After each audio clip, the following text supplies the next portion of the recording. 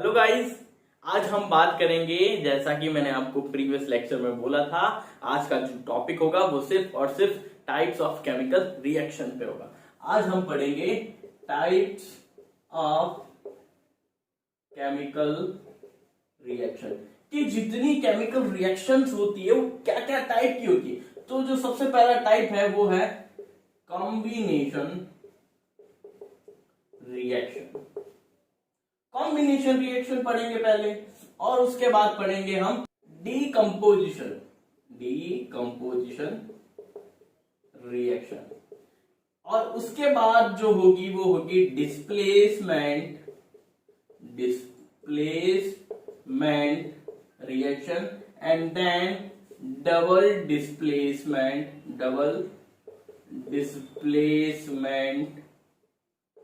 reaction, and the last one is redox reaction, या इसे हम बोलते हैं ऑक्सीडेशन और रिडक्शन रिएक्शंस। इतनी 5 टाइप की रिएक्शंस आपके चैप्टर में हैं जो आपको पढ़नी है। तो सबसे पहले मैं स्टार्ट करता हूं कॉम्बिनेशन रिएक्शन की। अगर मेरे पास एक सब्सटेंस ए था, ये बी सब्सटेंस के साथ मिलकर एक न्यू सब्सटेंस ए भी बनाता है, यानी एक ऐसी रिएक्शन जिसमें, सुनना अब, लैंग्वेज पर गौर करना, जब दो एलिमेंट या दो कंपाउंड या एक एलिमेंट और एक कंपाउंड आपस में रिएक्ट करने पर एक सिंगल कंपाउंड, या मैं बोल सकता हूं एक सिंगल सब्सटेंस का फॉर्मेशन करे, तो उस टाइप की रिएक्शन को क्या बोलेंगे? Combination reaction. फॉर एग्जांपल मैंने लिया, देखना यहां पर जो लिया है मैंने एलिमेंट, जब दो एलिमेंट आपस में जुड़े तो इसका एग्जांपल देखो, Mg था, इसने O2 से रिएक्शन की तो MgO बनाया। तो यहां पर क्या है? Mg एक सिंगल एलिमेंट, O2 भी किसकी कैटेगरी में आता है? एलिमेंट की कैटेगरी में। अगर आपने बेसिक के लेक्चर्स देखे हैं तो मैंने वहां पर बोला है, जब एक ही टाइप के एटम किसी सब्सटेंस में प्रेजेंट हो तो उसे हम किस कैटेगरी में बोलेंगे? एलिमेंट की कैटेगरी में। तो यहां पर क्या है, जब दो एलिमेंट आपस में रिएक्ट करेंगे और एक सिंगल कंपाउंड या सिंगल सब्सटेंस का फॉर्मेशन कर रहे हैं, तो किस टाइप की रिएक्शन हुई? कॉम्बिनेशन। अगला देखो, मैंने क्या बोला है, जब दो कंपाउंड क्या हो, ए और बी दोनों किस टाइप के हो? कंपाउंड की कैटेगरी के हो। फॉर एग्जांपल मैंने लिया CaO और H2O, ये दोनों क्या है? कंपाउंड है। Calcium oxide is a compound, water also is a compound, और ये दोनों आपस में रिएक्ट करे और यहां पर क्या बनाए? एक सिंगल सब्सटेंस बनाए, या मैं बोल सकता हूं सिंगल कंपाउंड बनाए। तो ये किस टाइप की रिएक्शन हुई? कॉम्बिनेशन। अब देखो, एक एलिमेंट और एक कंपाउंड, तो यहां पर देखना SO2 और ऑक्सीजन, देखो ये कंपाउंड है और ये क्या हो गया मेरे लिए? एक एलिमेंट। ये आपस में मिलकर एक सिंगल कंपाउंड, ये बना दी सल्फर ट्राइऑक्साइड। यानी जब सल्फर डाइऑक्साइड और ऑक्सीजन आपस में रिएक्ट करते हैं तो क्या बनाते हैं? Sulphur trioxide. It is a single compound. ये सारे एग्जांपल किसके हुए भाई साहब? Combination reaction. तो आपको क्या बात समझ आई? जब दो एलिमेंट या एक एलिमेंट, एक कंपाउंड या दो कंपाउंड आपस में क्या करें? रिएक्ट करें और मिलकर के क्या बनाए भाई साहब? एक सिंगल कंपाउंड का फॉर्मेशन करे, उस टाइप की रिएक्शन को क्या बोलेंगे? कॉम्बिनेशन। अब देखो, यहां पर वही बात मैं आपको बोलूंगा फिर से, आपको सिर्फ पहले समझना है। मैं सभी की टाइप की रिएक्शन, जितनी भी हमारे पास 5 टाइप की रिएक्शन है, उनके बारे में समझाऊंगा। किस टाइप की रिएक्शन को हम कॉम्बिनेशन बोलेंगे, किसको हम डीकंपोजिशन बोलेंगे, किसको डिस्प्लेसमेंट बोलेंगे, किसको डबल डिस्प्लेसमेंट और किसको रेडक्स। उसके बाद मैं खूब सारी रिएक्शंस पे आऊंगा और आपको वो रिएक्शन देख करके पहचाननी होगी ये किस टाइप की रिएक्शन है। ठीक है, वो सारी बातें मैं समझाऊंगा, लेकिन पहले क्या करना पड़ेगा? आपको सिर्फ टाइप्स ऑफ रिएक्शन को देखना होगा कि किस टाइप की रिएक्शन कॉम्बिनेशन होगी, किस टाइप की डीकंपोजिशन, किस टाइप की डिस्प्लेसमेंट। ठीक है, नेक्स्ट रिएक्शन देखो सेकंड नंबर रिएक्शन तो थी, वो है अपनी डीकंपोजिशन रिएक्शन। डीकंपोजिशन रिएक्शन में क्या होता है समझना, मेरे पास एक सिंगल कंपाउंड था। क्या था? एक सिंगल कंपाउंड था। इसको क्या मैंने, या तो मैंने इस सब्सटेंस को हीट अप किया, क्या किया, हीटअप किया, यानी इसको टेम्परेचर दिया मैंने। क्या दिया, टेम्परेचर। सुनना, या तो मैंने इसको हीटअप किया या मैंने इसमें क्या प्रोवाइड की, इलेक्ट्रिसिटी, या मैंने इसको क्या दी, लाइट एनर्जी दी। क्या दी, लाइट एनर्जी। तो अब होगा क्या भाई साहब इन तीन चीजों से, अगर मैं इसको हीट एनर्जी देता हूं, या मैं इसको इलेक्ट्रिसिटी देता हूं, या मैं इसको लाइट एनर्जी देता हूं, यानी इलेक्ट्रिकल एनर्जी बोल दो इसको। कौन सी एनर्जी, इलेक्ट्रिकल एनर्जी। तो हुआ क्या यहाँ पे सुनना, यहां पे मैंने क्या प्रोवाइड की, थर्मल एनर्जी, या मैं प्रोवाइड कर दूं यहां इलेक्ट्रिकल एनर्जी, या मैं यहां प्रोवाइड कर दूं लाइट एनर्जी। क्या प्रोवाइड कर दूं, लाइट एनर्जी। जब इन तीन टाइप की एनर्जी में से किसी एक एनर्जी को लेता हूं और इस सब्सटेंस को देता हूं, चाहे वो थर्मल एनर्जी हो, चाहे वो इलेक्ट्रिकल हो, चाहे वो लाइट एनर्जी हो, तो ये सब्सटेंस क्या होगा, जिन एलिमेंट्स या जिन कंपाउंड से ये मिलकर बना है उसमें क्या हो जाएगा, ब्रेक हो जाएगा। अगर यहां ब्रेक हो, अगर यहां इसकी क्या हो, ब्रेकिंग हो, तो क्या बनाएगा, ये ए से मिलकर बना और बी से मिलकर बना। तो हुआ क्या, एक सिंगल कंपाउंड था, उसको हमने क्या दी, या तो थर्मल एनर्जी या इलेक्ट्रिकल या लाइट एनर्जी। तो होगा क्या, वो डिकम्पोज होगा, यानी टूटेगा। किसमें टूटेगा, जिन एलिमेंट से वो मिलके बना है उसमें टूट सकता है, या जिस एलिमेंट या जिस कंपाउंड से मिलके बना है उसमें टूट सकता है, या जिन कंपाउंड से मिलके बना है उसमें टूट जाएगा। ठीक, कॉम्बिनेशन का उल्टा कर दो, ऑपोजिट है, वो क्या है, डिकम्पोजिशन। बस ध्यान क्या रखना है, डिकम्पोजिशन में क्या रिक्वायरमेंट होती है, एनर्जी की रिक्वायरमेंट होती है। वो एनर्जी क्या हो सकती है, वो थर्मल एनर्जी हो सकती है, वो इलेक्ट्रिकल एनर्जी हो सकती है, वो लाइट एनर्जी हो सकती है। अगर मैं इसको थर्मल एनर्जी देता हूं तो इस टाइप का जो डिकम्पोजिशन होगा वो होगा थर्मल डिकम्पोजिशन। क्या होगा, थर्मल डिकम्पोजिशन।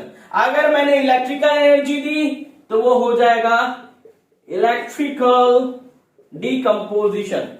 अगर मैंने लाइट एनर्जी दी तो नाम पर गौर करना, वो हो जाएगा फोटोलिटिक डिकम्पोजिशन। ये आपको ध्यान रखनी है बातें। अब एग्जांपल्स के थ्रू समझो, तीनों का एक एक एग्जांपल लेकर के आपको समझाता हूं। पहला एग्जांपल लेता हूं मैं थर्मल डिकम्पोजिशन का। मान लो मेरे पास था एक कंपाउंड कैल्शियम कार्बोनेट। अब एक बात सुनना, यहां अगर आपके पास कभी भी कोई कार्बोनेट आयन जुड़ा हुआ कंपाउंड आए, चाहे यहां मैग्नीशियम कार्बोनेट होता MgCO3, यहां कैल्शियम कार्बोनेट है, या यहां पर Fe2CO3 हो, फेरस कार्बोनेट, कुछ कोई भी कार्बोनेट आयन जुड़ा हुआ आपके पास कोई कंपाउंड आए और आप उसको क्या करो, हीटअप करो, तो एक बात ध्यान रखना, कार्बोनेट जो होता है उसको जब आप हीटअप करते हो ये किसमें टूटता है देखना। जैसे यहाँ कैल्शियम कार्बोनेट है, ठीक है, कैल्शियम कार्बोनेट, कार्बोनेट में देखो कौन छुपी होती है, CO2। तो यहाँ C से एक निकाल दो CO2 और एक O यहाँ जोड़ दो। तो यहाँ जब भी इसको गर्म करोगे तो CO2 तो बेटा बाहर निकल जाएगी और क्या बचेगा पीछे, सब्सटेंस जो O के साथ जुड़ जाएगा। तो यहाँ पर जैसे इसको हीटअप करोगे, क्या किया मैंने, हीटअप किया, ये किस में टूटेगा, ये टूटेगा यहाँ सबसे पहले रिलीज क्या करेगा, CO2 गैस, और पीछे क्या बचता है अपना, सिर्फ कैल्शियम ऑक्साइड। तो ये इस तरीके से रिएक्शन होगी। तो यहाँ हुआ क्या, एक सिंगल सब्सटेंस था, इसको मैंने हीटअप किया, जैसे ही हीटअप किया ये दो कंपाउंड्स में क्या हो गया, ब्रेक हो गया, टूट गया। तो ये कौन सी रिएक्शन है, डिकम्पोजिशन। आप ऐसे पहचान सकते हो, जब भी ये कंपाउंड लिखा हुआ है और वो दो सब्सटेंस में स्प्लिट हो जाए तो ये कौन सी रिएक्शन होगी, डिकम्पोजिशन।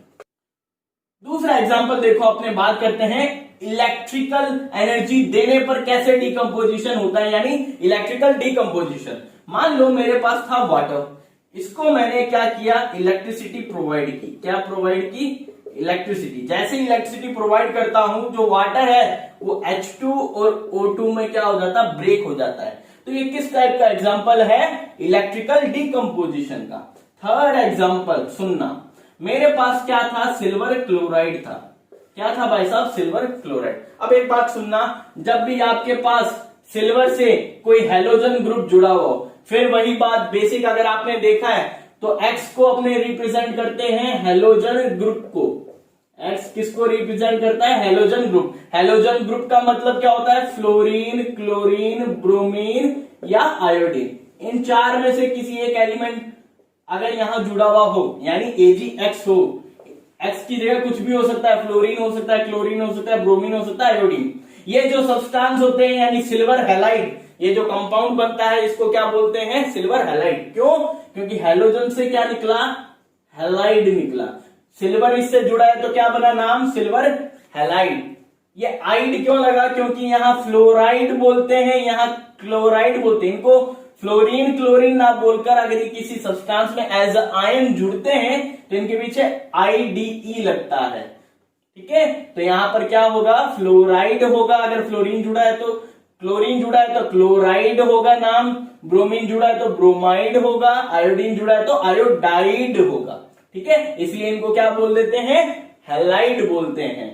अब यहां पर कोई भी मेरे पास हैलाइड है, मान लो AgCl है, AgI हो या ब्रोमाइड हो Br, या मेरे पास फ्लोराइड हो। ठीक है, अब बात ध्यान रखना, ये जो सिल्वर हैलाइड होते हैं इनका यूज कहां होता है? इनका यूज होता है फोटोग्राफी में। कहां होता है भाई साहब? फोटोग्राफी में।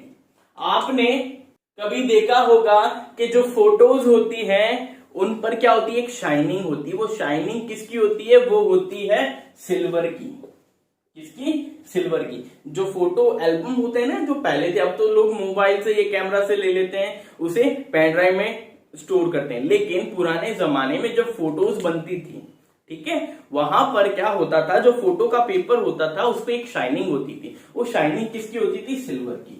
यहां पर अब जो हम रिएक्शन करेंगे वो रिएक्शन कहां यूज होती है? फोटोग्राफी में। कैसे? सुनना, जो फोटो पेपर होता था, ठीक है, अगर आपने पिक्चर्स में, फिल्म्स में देखा हो कभी ना कभी, तो क्या होता है?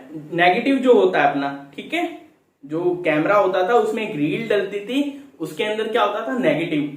ठीक है, वो जो नेगेटिव होता है उसको जब डेवलप किया जाता है, फोटो बनाया जाता है, नेगेटिव से पॉजिटिव, जो फोटो होती थी उसको हम बोलते हैं पॉजिटिव। नेगेटिव से जब पॉजिटिव बनाया जाता है तब होता क्या? एक पेपर यूज होता है और उसकी इमेज किस पे छप जाती है? नेगेटिव की पॉजिटिव, यानी फोटो पेपर पे। यही होता है। अब यहां पर होता क्या है? जब वो डेवलप करते हैं नेगेटिव से पॉजिटिव, तब उस पेपर को एक सॉल्यूशन में डिप किया जाता है। वो जो सॉल्यूशन होता है वो किसका होता है? AgCl का होता है। ये बात आपको ध्यान रखनी है। किसका होता है? AgCl का, यानी सिल्वर क्लोराइड का वो क्या होता है? सॉल्यूशन होता है।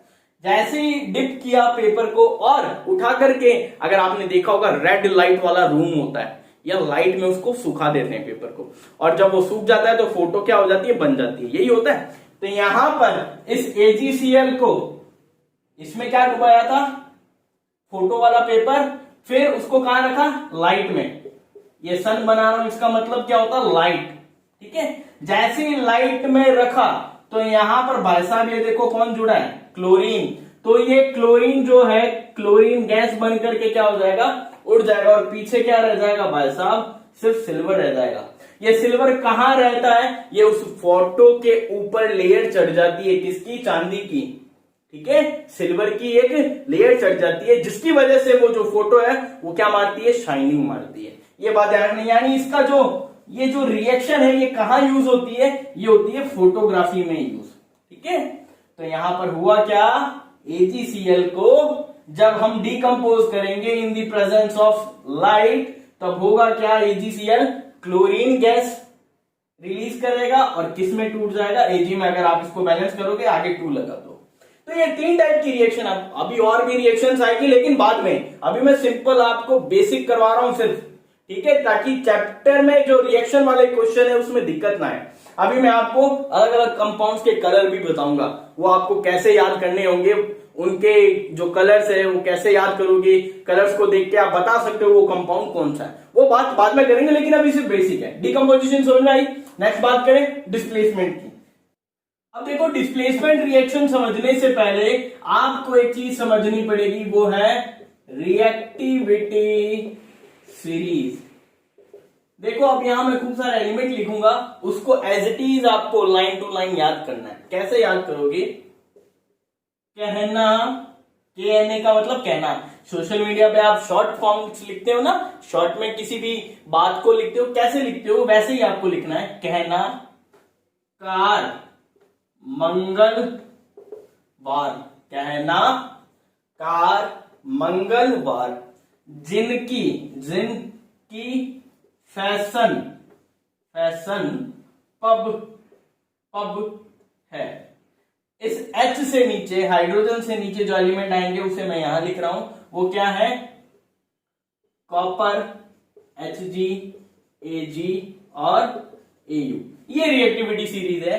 जो पहला एलिमेंट है वो है पोटेशियम, फिर है सोडियम, फिर है कैल्शियम, फिर है मैग्नीशियम, फिर है एल्यूमिनियम, फिर है जिंक, फिर है आयरन, फिर है टिन, फिर है लेड, फिर है हाइड्रोजन एंड देन कॉपर, फिर मर्करी, फिर अपनी जो सिल्वर, फिर ऑरम यानी गोल्ड। ठीक है, ये एज इट इज आपको ऐसे याद रखनी। कैसे याद करोगे? ट्रिक क्या है?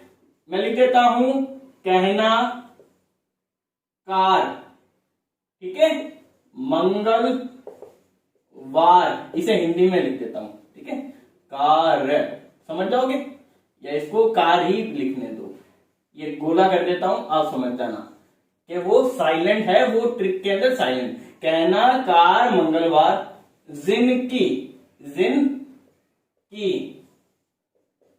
फैशन पब है, फिर कॉपर, Hg, Ag, Au।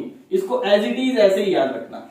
अब ये रिएक्टिविटी सीरीज क्या बोलती है? जब आप टॉप टू डाउन चलते हो, जब आप टॉप टू डाउन चलोगे, यहां पर भी ऐसे चलोगे, ये नीचे ही आएगा वैसे, तो रिएक्टिविटी एलिमेंट्स की क्या होती है? डिक्रीज होती है। यानी हाइड्रोजन से ऊपर ये जितने भी एलिमेंट है, ये सारे क्या होते हैं? हाईली रिएक्टिव एलिमेंट्स होते हैं। क्या होते हैं? हाईली रिएक्टिव एलिमेंट्स होते हैं। और हाइड्रोजन से नीचे ये जो चारों एलिमेंट है, ये क्या होते हैं? लीस्ट रिएक्टिव एलिमेंट्स होते हैं। क्या होते हैं? Least reactive elements. इसका मतलब क्या हुआ? अगर मैं यहां कैल्शियम को पकड़ूं और एल्यूमिनियम को पकड़ूं, तो मैं देखूं कि कैल्शियम और एल्यूमिनियम में कौन सा ऐसा एलिमेंट है जो किसी भी एलिमेंट के साथ क्या कर लेगा? रिएक्शन। मान लो एक एलिमेंट ले लेता हूं, ऑक्सीजन।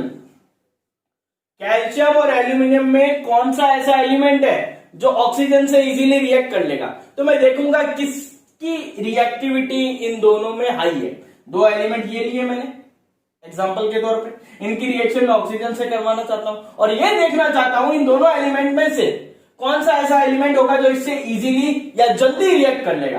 तो मैं इस रिएक्टिविटी सीरीज को फॉलो करूंगा और देखता हूं कि टॉप टू डाउन चलने पर रिएक्टिविटी क्या होती है? कम होती है। इसका मतलब जो एल्यूमिनियम है वो कैल्शियम से कम रिएक्टिव है।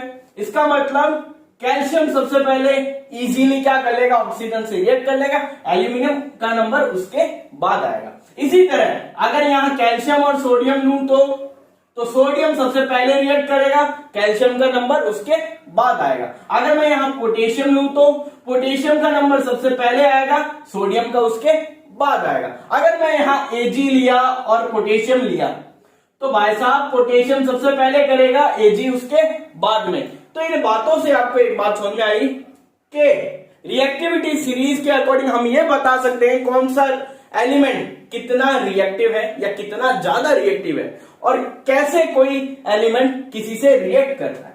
ये मैंने क्यों समझाया? क्योंकि जो भी अपनी डिस्प्लेसमेंट रिएक्शन है वो पूरी की पूरी किस पर डिपेंडेंट होती है? रिएक्टिविटी सीरीज पे। जो हमारी सिंगल डिस्प्लेसमेंट है और जो हमारी डबल डिस्प्लेसमेंट रिएक्शन है वो किस पे डिपेंड करती है? रिएक्टिविटी सीरीज पे। अगर आपको रिएक्टिविटी सीरीज याद होगी, पता होगी, तो आप डिस्प्लेसमेंट रिएक्शन को इजीली बता सकते हो। अब देखो एग्जांपल से हम रिएक्शन से हम समझें कि डिस्प्लेसमेंट और डबल डिस्प्लेसमेंट दोनों को एक साथ ही समझाऊंगा मैं।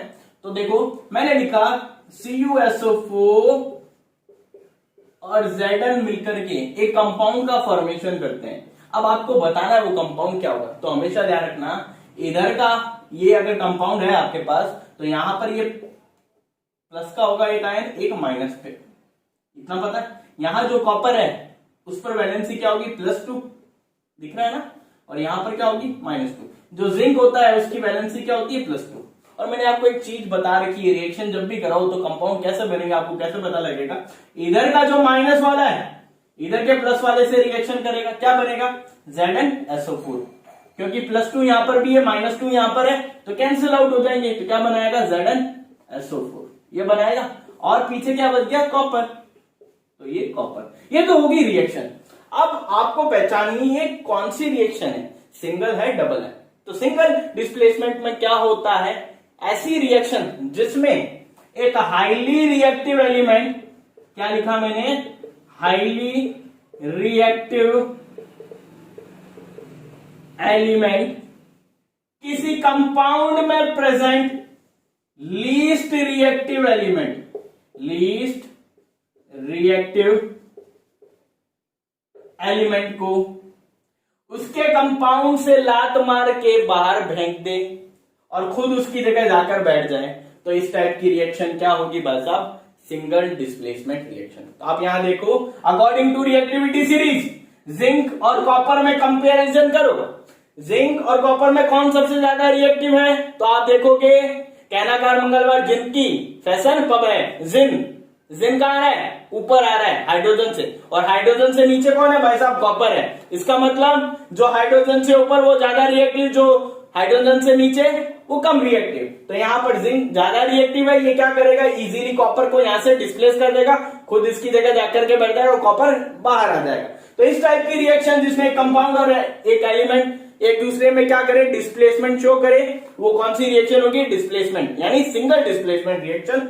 और अगर यहां पर मैं ऐसे कर दूं AgNO3 प्लस NaCl, दोनों ही क्या ले लिए मैंने, कंपाउंड। अब इन दोनों कंपाउंड में देखो ये एलिमेंट रिएक्टिविटी सीरीज में आता है, आप बोलोगे हाँ आता है, सोडियम आता है सबसे ऊपर कहना ना पे, और Ag आता है कॉपर से भी नीचे, कॉपर मरकरी फिर Ag आता है। इसका मतलब Na क्या ज्यादा रिएक्टिव है, Ag क्या लीस्ट। अतः होगा क्या, इस कंपाउंड में प्रेजेंट कोई एक एलिमेंट क्या होगा, हाईली रिएक्टिव, और इस कंपाउंड में प्रेजेंट कोई एक एलिमेंट क्या होगा, लीस्ट रिएक्टिव। तो हाईली रिएक्टिव एलिमेंट क्या करेगा, लीस्ट रिएक्टिव एलिमेंट को लात मार के बाहर फेंक देगा, मतलब ये दोनों आपस में क्या कर लेंगे, घर चेंज कर लेंगे। तो अब होगा क्या, यहां पर क्या बनेगा, अगर Na नाइट्रेट से जुड़े, Na अगर नाइट्रेट से जुड़े तो देखो Na पर चार्ज +1 होता है, नाइट्रेट पर क्या होता है भाई साहब -1, कैंसल आउट, क्या बनाएंगे NaNO3, और वहां पर Ag+1 शो करता है, क्लोराइड -1, दोनों बराबर है, कैंसल आउट कर दो, क्या बनेगा, चल नहीं रहा क्या, AgCl बनेगा। तो यहां पर क्या बनेगा, एक तो बनेगा कंपाउंड NaNO3,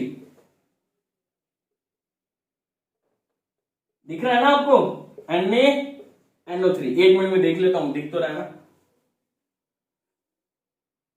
दिख रहा है भाई सबको, है ना, एक NaNO3 बनेगा और एक क्या बनेगा भाई साहब, AgCl। तो इस टाइप की रिएक्शन क्या होगी, डबल डिस्प्लेसमेंट रिएक्शन।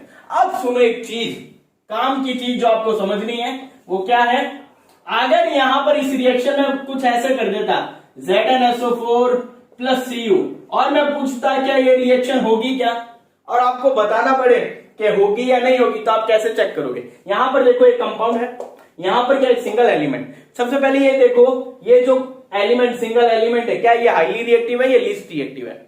अगर ये हाईली रिएक्टिव होता इस एलिमेंट से तो इसको लात मार के बाहर भगा देगा, लेकिन ये क्या है, इस एलिमेंट से लीस्ट रिएक्टिव है, इसका मतलब यहां पर कोई रिएक्शन नहीं होगी। ऐसे क्वेश्चंस आते हैं इसलिए इसको ध्यान से समझना, इसका मतलब यहां पे कोई रिएक्शन नहीं होगी, ये बात ध्यान रखना।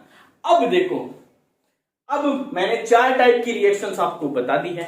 नेक्स्ट लेक्चर में इन चारों टाइप की रिएक्शन के ऊपर जितनी भी रिएक्शन है आपके चैप्टर में उन सबको ध्यान से पढ़ेंगे, क्योंकि हर एक रिएक्शन आपको पढ़नी जरूरी है।